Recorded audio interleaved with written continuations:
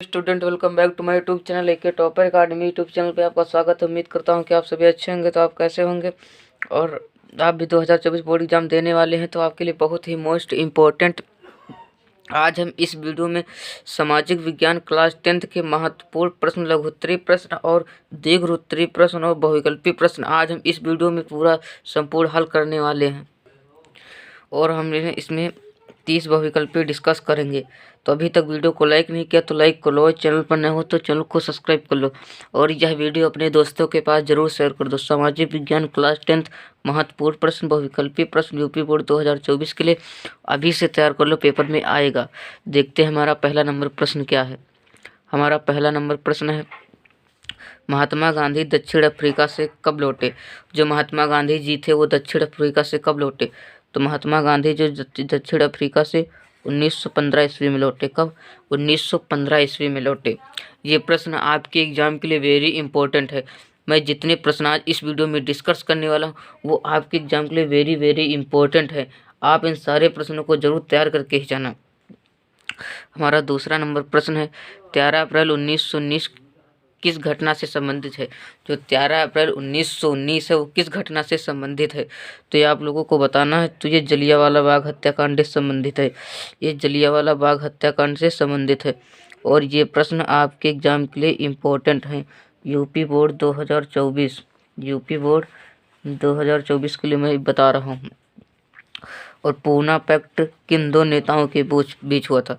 जो पूना में समझौता हुआ था, पूना पैक्ट जिसे पूना पैक्ट नाम दिया गया, वो किन दो नेताओं के बीच हुआ था, ये आप लोगों को बताना है।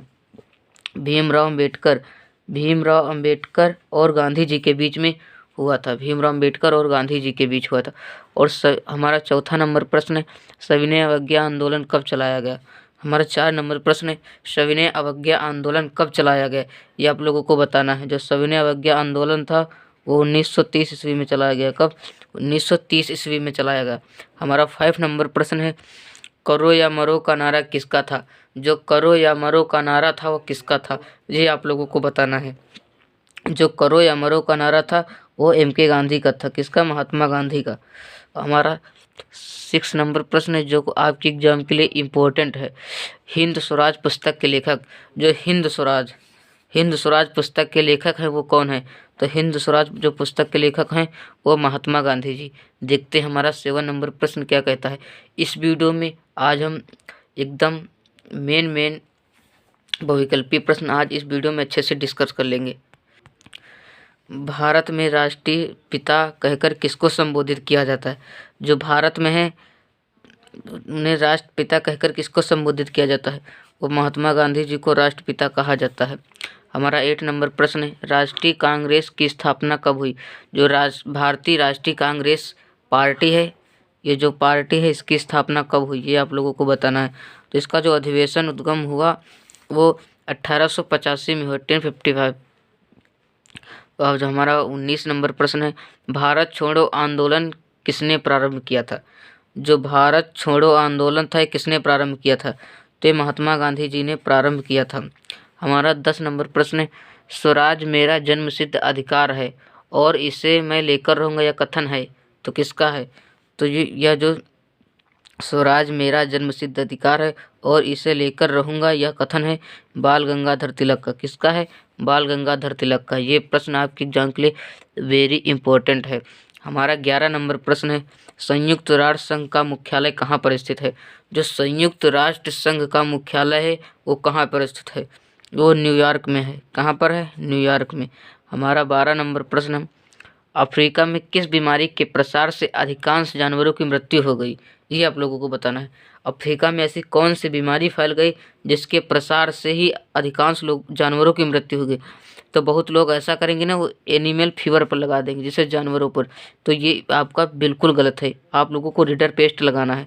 जो अफ्रीका में बीमारी का प्रमुख कारण था जानवरों को, इससे अधिकांश जानवरों की मृत्यु हो गई, वो था रिडर पेस्ट। देखते हैं हमारा अगला नंबर प्रश्न क्या कहता है। हमारा प्रश्न है, फ्रांस की क्रांति कब हुई।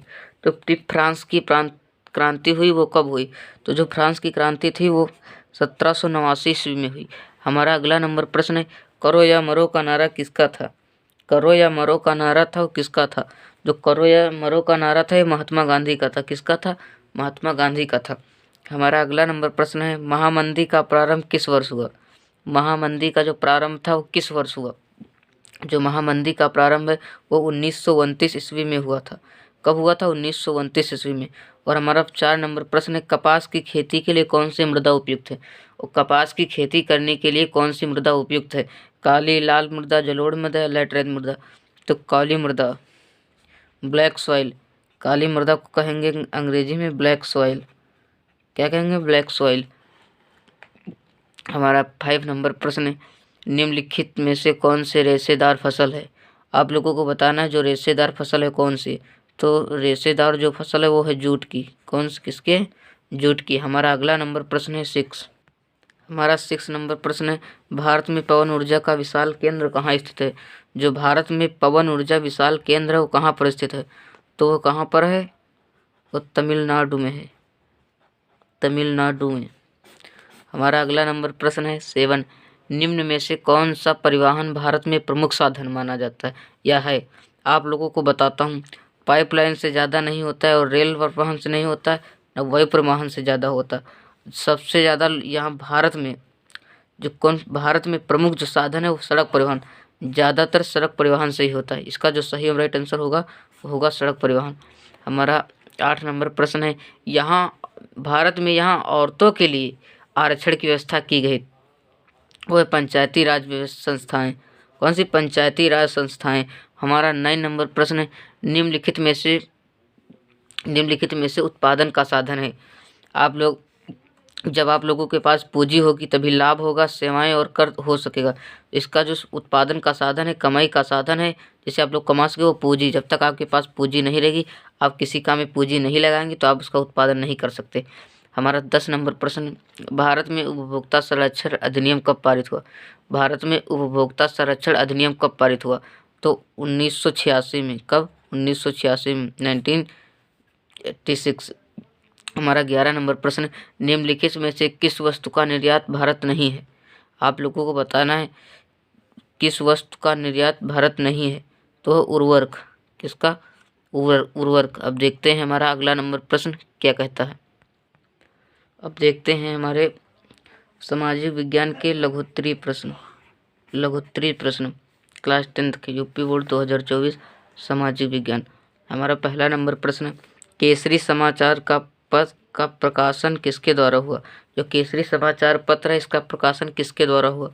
इसका जो प्रकाशन था वो बाल गंगाधर तिलक के द्वारा हुआ था। किसके? बाल गंगाधर तिलक के द्वारा हुआ था। हमारा अगला नंबर प्रश्न है दूसरा, जब हम कहते हैं कि 16वीं सदी में दुनिया सिकुड़ने लगी थी तो इसका मतलब क्या है? मतलब बताओ। यहाँ दुनिया सिकुड़ने का मतलब है कि विश्व के विभिन्न महाद्वीपों के व्यक्तियों का मध्य पार्श्विक में वृद्धि होना।